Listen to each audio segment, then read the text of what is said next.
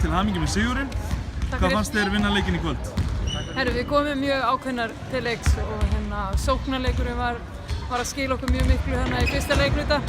Við vorum svolítið ákveðnar að bæta í vörnina eftir fyrsta leikluta og var 20 stig og mikið í einu leikluta og við gerðum það til að leiða leikinn og bættum við í vörnina líka og sóknin hélt áfram og í síðasta leik voru við í basli sóknarlega þannig að ég var mjög ánægð að sjá að koma inn í þeirra leik með sjálfstraust og setti niður skot og það gekk vel. Geturðu talað um framlag liðsins og bara virtust allir verið í gangi í kvöld? Já, það eru margir að skora, varnar framlag frá mörgum. Við erum bara að vinna mjög vel saman. Ég get rótirað öllu leikmönnum inn á í dag og það er bara skemmtilegt.